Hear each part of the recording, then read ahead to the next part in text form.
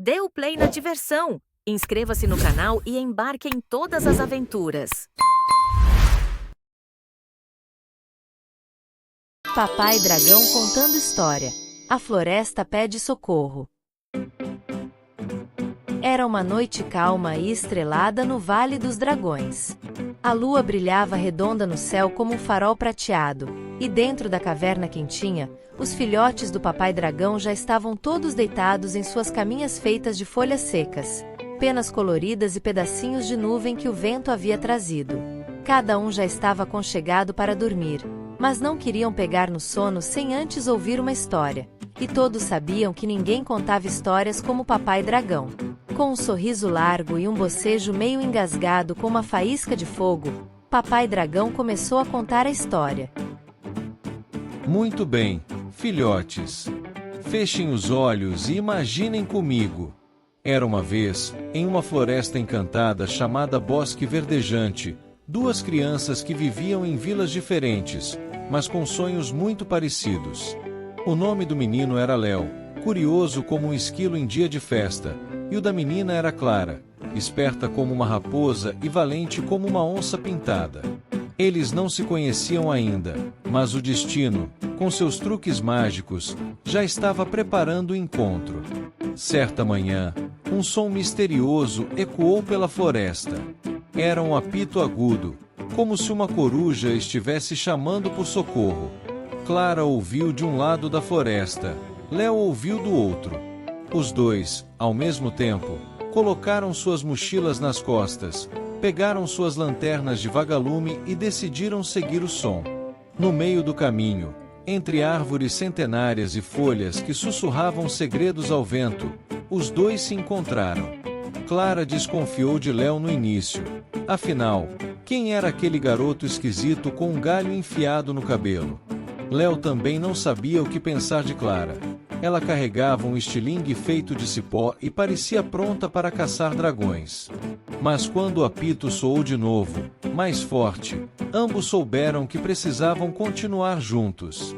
A trilha os levou até uma clareira secreta, onde uma árvore gigante chorava gotas brilhantes. Era o velho ipê místico, que, segundo as lendas, só aparecia quando o equilíbrio da floresta estava em perigo. E ele estava. O ipê contou aos dois que o riacho que dava vida às plantas havia sido bloqueado por uma pilha de pedras deixada por um gigante sonâmbulo que passara por ali. Sem água, os pássaros estavam indo embora, os frutos estavam secando, e as árvores começavam a cochichar de tristeza. Era preciso coragem, colaboração e criatividade para resolver o problema. Clara, com sua visão afiada, encontrou o ponto exato onde a água estava presa. Léo, com sua cabeça cheia de ideias, teve um plano: usar bambus ocos como canos improvisados para desviar o fluxo da água até que eles pudessem remover as pedras maiores. Juntos, construíram uma pequena represa com folhas de vitória régia e lama, e com a ajuda dos animais da floresta, tatu, capivara, tucano e até um tamanduá curioso, moveram as pedras uma a uma, usando cordas feitas de cipó.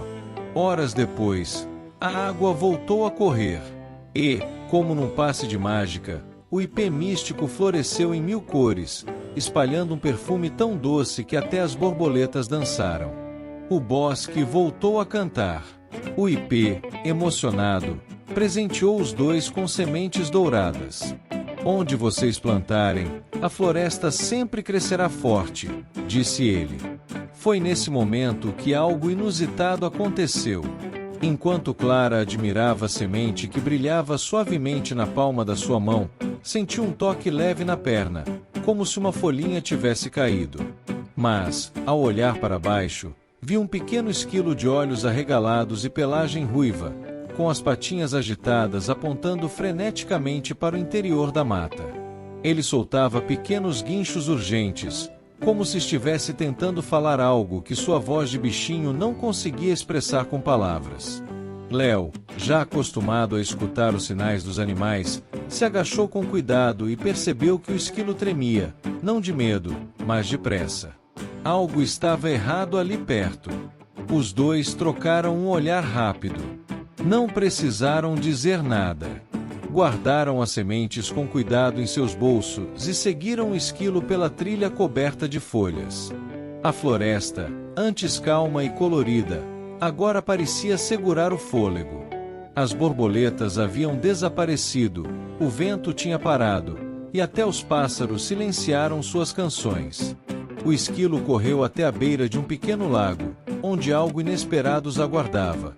Uma tartaruga gigante presa entre duas raízes grossas, lutando para se libertar.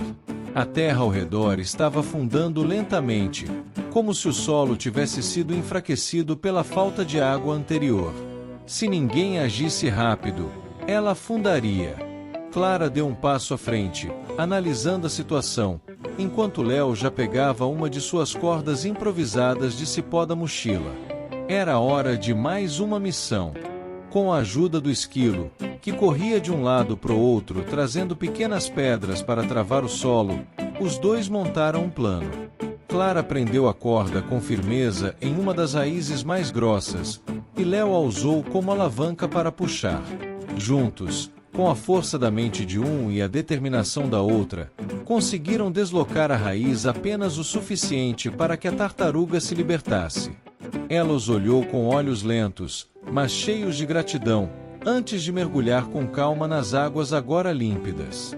O lago brilhou com reflexos dourados por um instante, como se também estivesse agradecendo. O esquilo vibrou de alegria, como um capitão comemorando a vitória do seu pequeno exército. Então, no momento em que o último raio de sol atravessou as copas das árvores e tocou a superfície tranquila do lago, Léo e Clara ouviram um sussurro suave das folhas. A floresta estava em paz novamente. Eles sorriram, não apenas porque haviam salvado a tartaruga, mas porque sabiam que, com aquelas sementes douradas, poderiam proteger muito mais do que isso. Poderiam fazer brotar esperança onde fosse preciso. Caminharam juntos de volta, seguidos pelo esquilo e cercados pela energia viva de um lugar que agora os considerava parte de sua história. Quando voltaram para suas vilas, carregavam mais do que mochilas leves. Levavam histórias de coragem, trabalho em equipe e respeito pela vida ao redor. Papai Dragão então fechou o grande livro dourado com um som macio de páginas se encontrando. Seus filhotes estavam de olhos arregalados, enrolados em cobertores de nuvem e cheios de perguntas, mas com sorrisos nos rostos. Com a voz grave e cheia de carinho, ele disse: Lembram do que o IP disse? Onde houver cuidado, onde houver coragem e onde houver amizade, a floresta sempre crescerá forte. Mesmo os pequenos, como vocês, podem fazer grandes mudanças no mundo. Basta ouvir o coração e, claro, prestar atenção se um esquilo puxar sua perna. Os filhotes riram baixinho, e enquanto a lua subia no céu, os olhos foram se fechando, embalados por sonhos de árvores mágicas, tartarugas salvas e sementes douradas esperando para serem plantadas.